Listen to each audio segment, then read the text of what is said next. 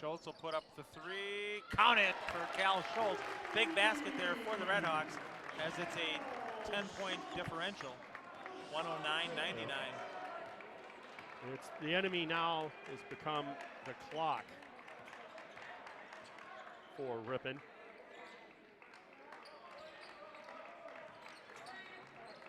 Grinnell spreading it out. Curter likes it down there in the paint, so he can kick it out. And Curter will pick up the foul as he knocks Schultz over. That'll be his third.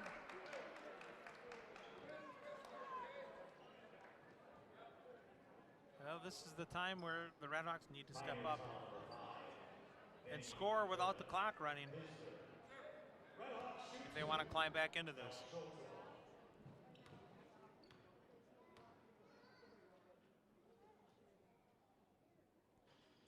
Schultz spins that around.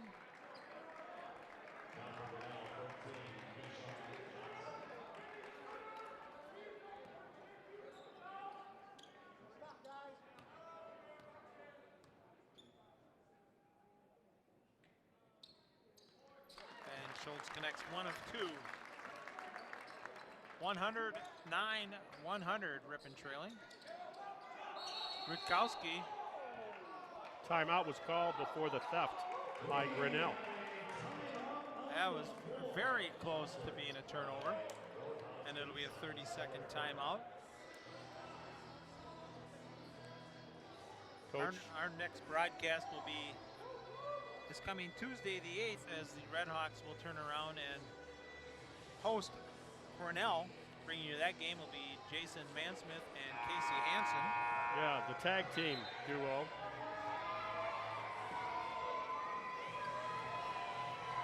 Ripon coach is confirming where the inbound will be. They want to set up his inbounds play for I would assume, a quick three.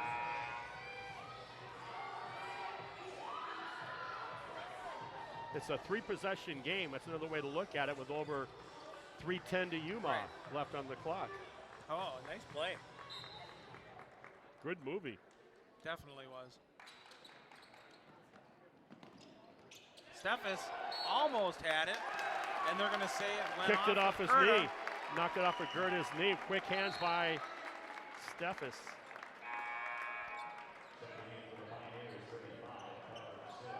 Jones will inbound it for the Redhawks. It's not over yet, is it? Never over. A three-pointer here, and Ripon makes things interesting. Just a basket. And no foul called as Schultz was hit in the body. Missed opportunity there for the Redhawks. Big one. As we are now below 3 minutes, trailing by 9. Knocked out of bounds. Ouch. I felt the big 44 red. Yeah, I thought he tipped that out from behind. He was over the back, and I thought he tipped. In fact, I know he tipped it. But maybe it went off a Ripon player after he tipped it. Must have. So Curta inbounds it.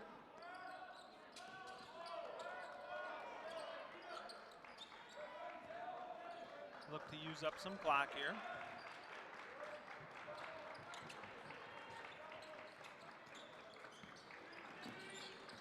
Make him extend that arm, get the offensive call.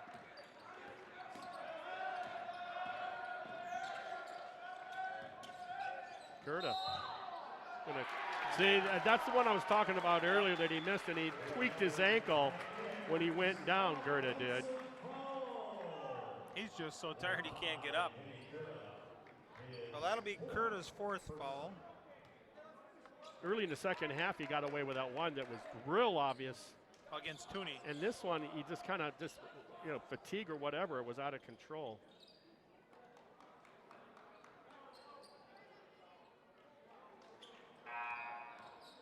So we'll get a change in here.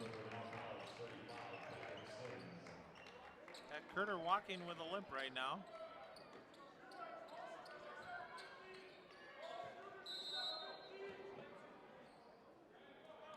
And Grinnell will drop off defensive wall.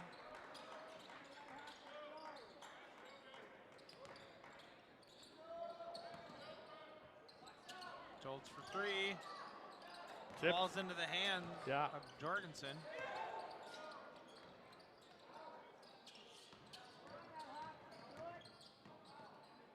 You don't need the three so much right now as you need a basket. Oh, long two.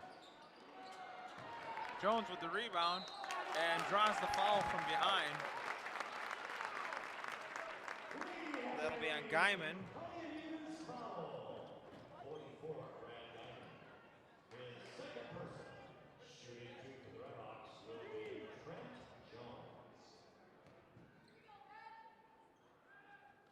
Connects on the first.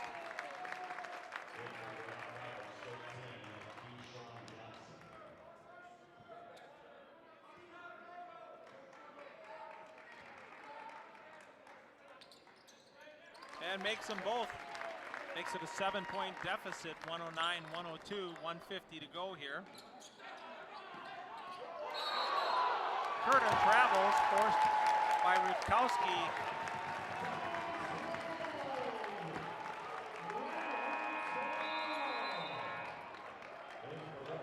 Tooney checks in, give Rutkowski a break.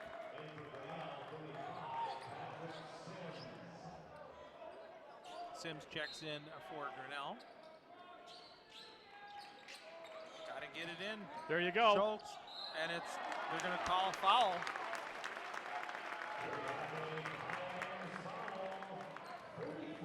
You got 105 seconds still, 145 on the clock.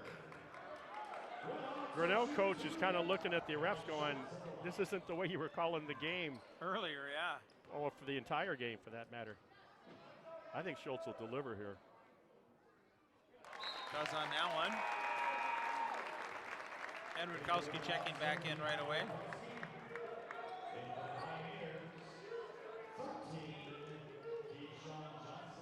Looked like when they were down by 11 or so, with less than 5 minutes, and burning clock and making threes, that maybe that was going to be it for Ripon.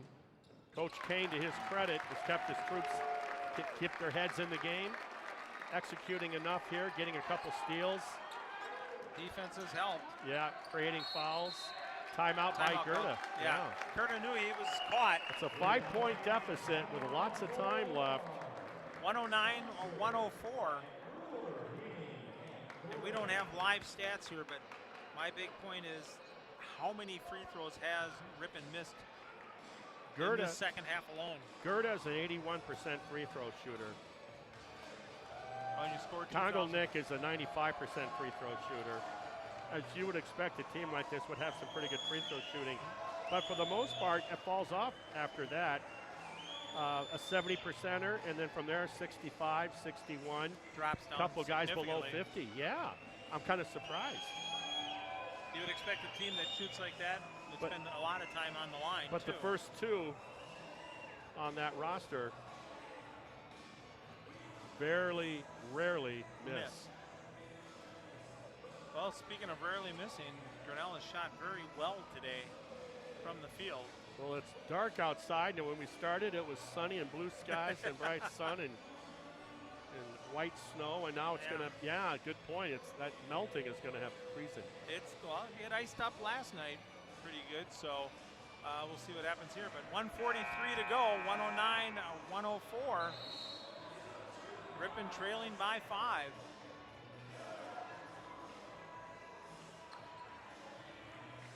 Grinnell will inbound it under their own basket.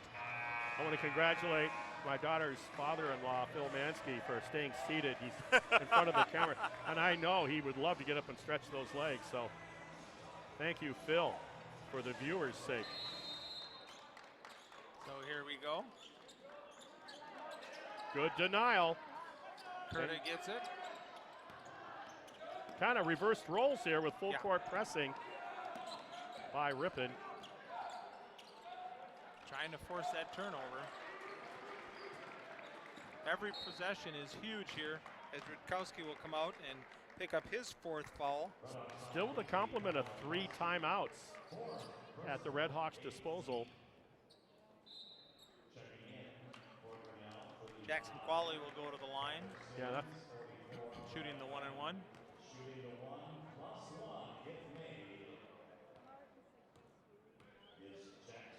He's a 71% free throw shooter. And misses that one. A break there for the Redhawks. So a chance to cut into this lead here. Schultz into Rutkowski, and he gets it to go in. Look at this, folks. It's a one-possession game. Timeout, Ripon. Coach Kane will take that timeout. Holy smokes. 1:15 to go here. 109-106. Full timeout. Hello, neighbor. Hey, considering about a minute and a half ago, this looked like it was out of hand. Redhawks have battled back. Wow. Since when you can doubt a coach that in his first 6 seasons has gotten to the postseason Midwest Conference tournament, and in that fourth season, won the conference championship up in Green Bay. Against a very tough St. Norbert team. Well, actually, Norbert got bumped off by Lake Forest in the semi. Ripon beat in a very close game, I want to say Cornell, and then it was Ripon over Lake Forest. And Jones was a freshman and didn't play, had a tweaked ankle. And Seth Kostrowski was the freshman point guard who was out with his leg injury. And he came off the bench and dropped down 2 big threes, like, hey, you know, like day at the office. And Cal Schultz, the sophomore at the time, he hit the decisive deep 3-point shot that won it for him up there in Green Bay. Very exciting. That's a great place to watch a basketball game. Boy, it is. Talk about that arena. Good type effect, yeah. So here we go. 109-106, 1:15. Grinnell with the lead, and they'll inbound the ball under the basket. There's that baseball pass. And Jorgensen knocked it away. No, it'll belong to Grinnell. That was a no-look tip by Jorgensen. Yeah, he played defensive back on that. Just saw the receiver's hand move out and went out in the same direction. And didn't foul. Tully will come in. Haven't seen. Yeah, you get first of all, Jorgensen gets a blow. He'll get his 3-point shooting back again. Tully's a good 3-point shooter as well. But you get some wiry defense and some fresh legs for Ripon with Tully out there. It's been a little while since Tully's been in, so very fresh. Coming up on a minute left here. Yeah, in a 3-point game, you don't feel compelled to have to go out there and take as many chances on defense. Wide open 3-pointer, no good. And Tully, Ripon with a chance here now to tie it or come within 1. I do not want to see overtime here. I don't want to. And a nice play in there by Schultz. Timeout, 1 Ripon. point. 39 ticks left on the clock here. What a move. 108. The pride of Muskego, what a step-through move, switches to the left hand. That was Jordan-esque. That was sweet. Definitely a great play, and Ripon still hanging in here. 39 seconds. As we are turning around and being treated to a great game. I'll tell you this, Canuths better save some prime rib for me. We're getting late in the day here. So are you treating everybody that's up here to a meal tonight? Hey, don't be putting stuff like that over the air. It puts me in a very uncomfortable. They're not listening. Good point. Oh, okay. Oh, yeah, absolutely. Yeah. Absolutely, Howard. There you go. Good man. Good absolutely. As long as they're not hearing it. Hey, bag of burgers from Max or somewhere, you're good. At least you're feeding them. That's all that matters, right? 1-point game. Ripon fights their way back. I think they were down by as many as 12. 12 in down fact. by 12. With, I don't know, 5 minutes maybe, 4 minutes and change. And it's come down to this. Now, the beauty, you go for the steal, but not necessarily right away. You got 39 seconds with a 30-second shot clock. So you don't have to go for the steal and foul right away if you don't get the theft. Correct. And Ripon still has a timeout remaining, which is big.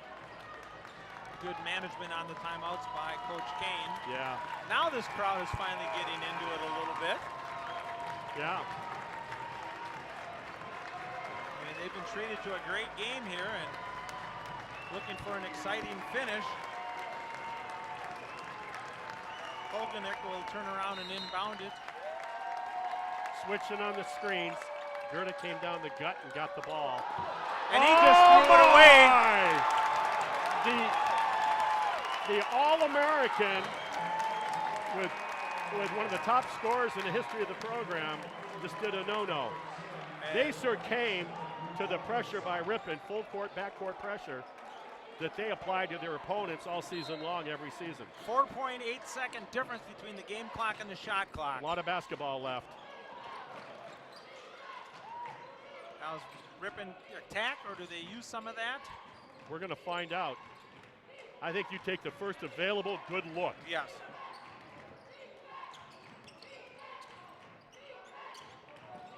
Jones takes it in, gets it to drop. And the lead by 1 with 16 seconds left. Now we get a, I don't know what's going on. Clock didn't start. That's what happened. Clock did not start. Yeah, they got to move it back. They've been having problems. Before the game, I was down at the scorers table, and they were saying they were having problems with it. So it's not the scorers or the clock runner, it's the system. Well, I've been saying for years they need to remodel the gymnasium and put in a new system. Oh, they did that. That's right. So 14.4 on the clock. Kind of anticlimactic, right? Right. And so they took 2 seconds off the ticker. And that's what Coach Kane was upset about, is the clock had not started. And now we're going to get a timeout taken by Grinnell. Which is great because you still have yours. Right, Ripon retains theirs. So 110-109, 14.4 on the clock. And here's the interesting thing. Grinnell, you're the road team, and the general rule of thought is you go for the win. You know, you hold for the last shot. You're on the road, and you go for the win. Now, you still want to get a quality shot. So you're always faced with that. Ripon's coming out with some new energy on defense and showing that they can beat them at their own game of pressure defense.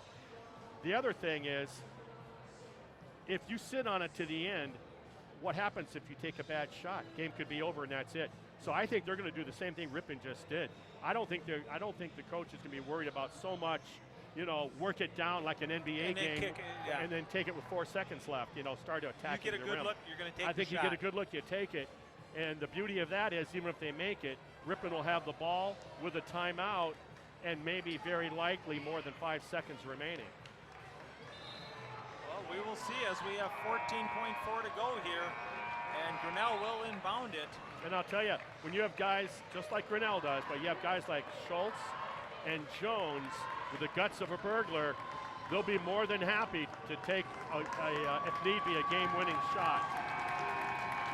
And for Grinnell, you have Kurta, you have Stice, 2 big shooters and scorers today, along with Qualley out there. So any one of those 3 can put it up. Paige Kane had to go to the floor and stand back by the bleachers. Coach's wife. Why not give it to Gerda, your player? Oh, he almost threw it away. And that's off. And a foul. 1 second. Oh, 1.4. And going to the line will be the senior, Cal Schultz. He can put this game. It's not over yet, but you got to like your chances. Yeah, you can turn around and put both of these in. The worst that can happen is overtime. Yeah, I don't know if we have enough battery life, film. I don't know if we have enough all that gadgetry for the camera. I think when this game started, it seems like I just finished breakfast. Doesn't it seem that way? So Schultz, an opportunity to. You know, I do those pregame interviews with the coaches. Boy, you sure would like to do a postgame interview with a coach, but I don't think we can stick around that long. Schultz makes the first. That is big right there. That makes it a 2-point. So 1.4 seconds after we take the timeout. The Pioneers do. Why might as well. Hey, you can't take it home with you. 1.4 seconds remaining is ample time. If Ripon makes this or doesn't make this, 1.4 seconds is the time for a catch, a dribble and a shot, Yep. or a catch, a pass and catch and shot. I kid you not. So you could catch it, throw it for a quick catch to the shooter, and he'll have the play drawn up where his shooter's going to be. Exactly. It's a 2-point difference, 111, 109. One more shot to come from Schultz. It'll be interesting, and you can bet also, the officials do not want to blow their whistle. No, not with 1.4 seconds left. It'd have to be pretty blatant foul to get a whistle. So it doesn't get any much more exciting. Earlier today we had another good game. If you're a Red Hawk fan, the Lady Red Hawks won. They were in control of that from the very first shot of the game. Coach Buzalaki has her Lady Red Hawks humming right now. They're right where you want to be coming out of that Christmas break and playing excellent ball. So Schultz will turn around and be at the line and have one here. I like the fact that they've got Rutkowski just down there just in case of a long rebound or a chance, if it's rebounded by Grinnell, a chance to burn up some time by getting in front of the rebounder.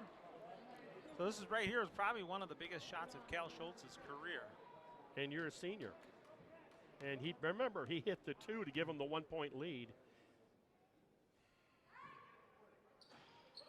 Can't get that one to go. They can win it with a 3. Oh, and that was close. Oh, my. Johnson put that up and just a little wide of the hoop. But the big thing is the Red Hawks come off with the victory, come from 12 down to win it, 111-109, and we're turning around, and Marty was kind of sweating on that one there. Oh, more than kind of. What a great, entertaining game.